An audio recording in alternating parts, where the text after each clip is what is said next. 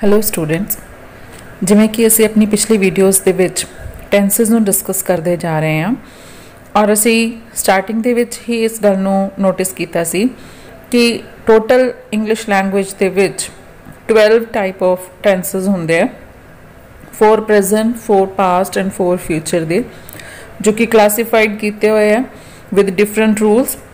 और उन्होंने रूल्स के विचों असी अपनी पिछली वीडियोज़ के विच प्रेजेंट इंडेफिनेट, प्रेजेंट कॉन्टीन्यूअस और प्रेजेंट परफेक्ट नूं डिस्कस कर चुके हैं। प्रेजेंट इंडेफिनेट की गल करिए तो वर्ब की फर्स्ट फॉर्म या फिर वर्ब की फर्स्ट फॉर्म के नाल SES according to different subjects दे लगा कर असी अपनी गल नूं एक्सप्रैस करते हैं। प्रेजेंट कॉन्टीन्यूअस जो काम वर्तमान दे विच चलदा पिया है उन्होंने लिखण वास्ते is M R according to subject दिखना है, इज़ कित्थे लगना है, एम और आर कित्थे लगना है, और फिर वर्ब की फर्स्ट फॉर्म के नाल ING लगाया जाता है। कॉन्टीन्यूअस मीनस लगातार चलन वाला। आफ्टर दैट प्रेजेंट परफेक्ट की गल करिए, जो काम हो चुका है या हाल दे विच ही खत्म होया है, हैज़ और हैव दे नाल थर्ड फॉर्म में यूज़ किया जाता है। हैज़ किहदे नाल लगाना है और हैव किहदे नाल आपां डिस्कस कर चुके हैं। ही, शी, इट दे नाल हैज़ और I, we, you दे नाल हैव नूं यूज़ किया जाता है। और परफेक्ट दे विच थर्ड फॉर्म हमेशा आनी है। इस चीज़ नूं अपने माइंड च हमेशा दे लई फीड कर लेना कि अगर कॉन्टीन्यूअस है तो ING लगेगा और परफेक्ट है तो third form of the verb use होएगी। अज जिस टेंस नूं आपां यूज़ करन जा रहे हैं, जिस चीज़ ਨੂੰ डिस्कस करन जा रहे हैं, that is present perfect continuous.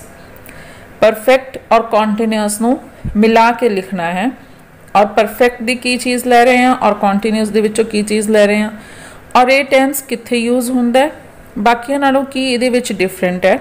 सो ਅੱਜ ਅਸੀਂ डिस्कस करांगे प्रेजेंट। इस टेंस ਦੇ ਵਿੱਚ ਉਹ ਚੀਜ਼ਾਂ डिस्क्राइब ਕੀਤੀਆਂ ਜਾਂਦੀਆਂ जो कि प्रेजेंट दे विच ते है लेकिन उन्हां दी स्टार्टिंग पिछों हो रही है और still it is continuous, means पिछों चलने वाली चीज़ अजे भी जारी है, अजे भी कॉन्टीन्यूअस चलती पई है। और ख़ास चीज़ कि अगर इस sentence they which particular time भी मैंशन है तो उतों आइडेंटिफिकेशन आपां कर सकते हैं, आइडेंटिफाई कर सकते हैं कि ये टेंस साडा प्रेजेंट परफेक्ट कॉन्टीन्यूअस टेंस है। सो ये रूल के अकॉर्डिंग हैव या हैज़ जो सबजैक्ट्स दे नाल कंडीशन है, ही, शी, इट दे नाल हैज़ और I, we, you दे नाल हैव प्लस बीन लगा देना है इत्थे और verb the first form plus ING। हुण असीं गल कीती कि प्रेजेंट परफेक्ट भी ऑलरेडी पढ़ चुके हैं और प्रेजेंट कॉन्टीन्यूअस भी ऑलरेडी पढ़ चुके हैं और फोर्थ जो है प्रेजेंट परफेक्ट कॉन्टीन्यूअस मीनस परफेक्ट भी है और कॉन्टीन्यूअस। तो परफेक्ट तो की चीज़ लई है असीं हैज़ या हैव और कॉन्टीन्यूअस तो लिया है verb the first form plus ING और थर्ड फॉर्म नहीं है इत्थे, इस करके बीन लगाया गया है। So this is the rule of present perfect continuous. Already discuss कर चुके हैं सबजैक्ट्स दे नाल हैज़ और हैव नूं किद्दां लगाना है। हुण देखिए टाइम रिलेटेड है, टाइम मैंशन कीता हुंदा है। हुण इहदे च फॉर या सिंस ਨੂੰ यूज़ किया जाता है ਇਹੋ ਜਿਹੇ सेंटेंसिस ਨੂੰ कंप्लीट करने ਲਈ। ਹੁਣ फॉर कित्थे लगता है और सिंस कित्थे लगता है, मोस्टली स्टूडेंट्स ਨੂੰ ਇਹ कन्फ्यूजन होंदी है। सो अज उस कन्फ्यूजन ਨੂੰ भी ਅਸੀਂ इस वीडियो च क्लीयर करते हैं। If the period of time is mention in the sentence, एक टाइम पीरियड ਨੂੰ मैंशन किया जाता है। फॉर एग्जाम्पल 2 दिन, 2 घंटे, 10 साल या लंबे समय की गल हो रही है तो उन्होंने सेंटेंसिस दे विच फॉर की वरतों की जाएगी, फॉर ਨੂੰ यूज़ किया जाएगा। और सिंस कित्थे यूज़ हो रहा है, since a point of time, for point of time किसी खास टाइम दे जिन्हों पॉइंट आउट किया जा रहा है। For example since morning, since 5 o'clock या सिंस 1973, सवेर तो सवेरे 5 बजे तो या शाम के 5 बजे तो, या फिर एक पर्टिकुलर ईयर दे दिता उहदे नाल अगर जोड़ के गल की जा रही है, एक पॉइंट ऑफ टाइम की गल हो रही है, then we will use it there since। और अदरवाइज पीरियड ऑफ टाइम की गल है तो उत्थे for यूज़ होएगा।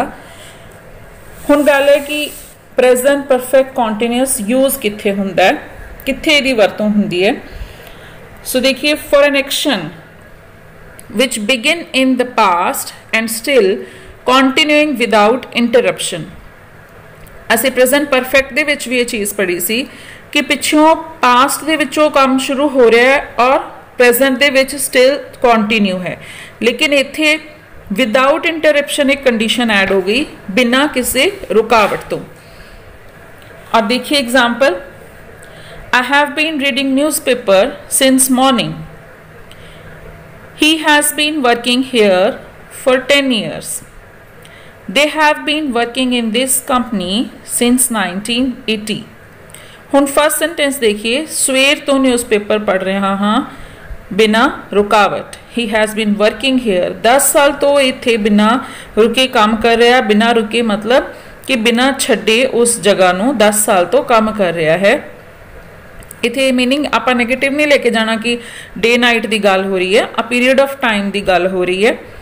And they have been working in this company since 1980 तो वो इस कंपनी दे विच काम कर रहे हैं। इस तरीके दे नाल with a particular period of time जदों किसी काम नूं आपां डिस्क्राइब कर रहे हैं या गल नूं लिखना चाहते हैं कि इन्ने टाइम तो वो काम हो रहा है एंड स्टिल अजे भी कंटिन्यू है, चलता पिया है प्रेजेंट दे विच, that is present perfect continuous. Now see some more examples. If the statement is positive then the rule will be has और have plus first form of the verb with ing। sorry, been should be also there।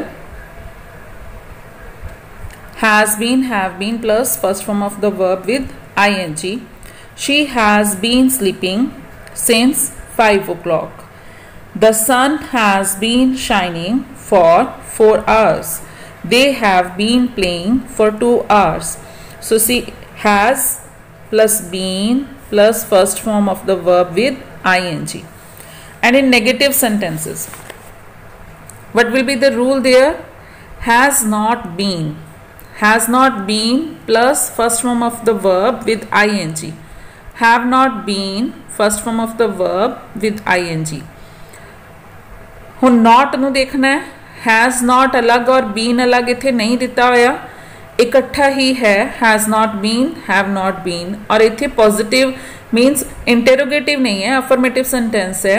अब इत्थे interrogative sign of interrogation नहीं है, simple sentence है but negative है। So we can write they have not been playing for 2 hours। the sun has not been shining for 2 hours। have not, has not, been plus verb the first form plus ing। हुण negative भी है और interrogative भी है। फिर mostly students नूं confusion हुंदी है, जिवें कि पिछले टॉपिक्स दे विच भी होई कि नॉट कित्थे लगाना है। ते आपां गल करिए कि हैज़ नॉट नहीं इत्थे लगा रहे हैं, नॉट नू सबजैक्ट तो बाद लै गए हैं। प्रेजेंट इंडेफिनिट दे विच असीं देखिया सी कि असीं डजंट लगा दिता सीगा, डज नॉट नहीं लगाना, उन्हों इकट्ठा कर दिता, कॉन्ट्रैक्ट किया उन्हों। इत्थे है has the sun not been shining for 2 hours। Have they not been playing for 1 hour। Have और हैज़ नू स्टार्टिंग दे विच लैके आ गए और नॉट बीन नू इकट्ठा रखा है और first form of the verb लगाई है। इस चीज़ नू ध्यान रखना है कि विचकार सबजैक्ट है, किहड़े केसिस दे विच जिथे कि इंटेरोगेटिव भी है और नैगेटिव भी है। और इंटेरोगेटिव दे विच मोस्टली असी हैल्पिंग वर्ब नू अगे ले आने। इंटेरोगेटिव सेंटेंसिस दे विच जिथे नॉट नहीं है तो सिंपल है, सबजैक्ट तो बाद सिर्फ बीन लगेगा, नॉट नहीं लगेगा।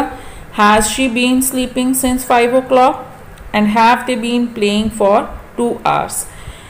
इस चीज़ को समझने लिए वीडियो को रिपीट भी कर सकते हो तुसी। अगर एक बारी समझ नहीं आई तो उन्होंने दोबारा देख सकते हैं, लेकिन ये बहुत ही आसान है। सब तो पहले अपना मन बनाना पैना है कि असी सीखना है और सीख के ही रहना है, तो फिर कोई भी चीज़ तुहानूं इहनूं सीखण तो रोक नहीं सकती। और प्रेजेंट परफेक्ट कॉन्टीन्यूअस तो बाद प्रेजेंट के 4 टेंसेस कंप्लीट हो जाते हैं और इस तो बाद जो टेंस नूं आपां डिस्कस करांगे वो पास्ट दे विच होएगा। प्रेजेंट तो बाद पास्ट की गल करांगे और फिर पास्ट तो बाद फ्यूचर दे। इस करके ये 4 टेंसेस ਨੂੰ अच्छे तरीके ਦੇ ਨਾਲ ਤੁਸੀਂ ਪਿਛਲੀ ਵੀਡੀਓਜ਼ ਨੂੰ ਵੀ ਨਾਲ ਲੈ ਕੇ ਦੇਖ ਸਕਦੇ ਆ ਔਰ ਰਿਪੀਟ ਕਰਕੇ ਇਹਨੂੰ ਕਨਫਰਮ ਕਰ ਸਕਦੇ, ਇਸ ਕਨਸੈਪਟ ਨੂੰ ਕਲੀਅਰ ਕਰ ਸਕਦੇ ਆ ਕਿ ਇਹਦੇ ਵਿੱਚ ਕੋਈ ਵੀ ਕਨਫਿਊਜ਼ਨ ਫॉर इन फ्यूचर ਤੁਹਾਡੇ ਮਾਈਂਡ ਦੇ ਵਿੱਚ ਨਾ ਰਹੇ। Thank you so much.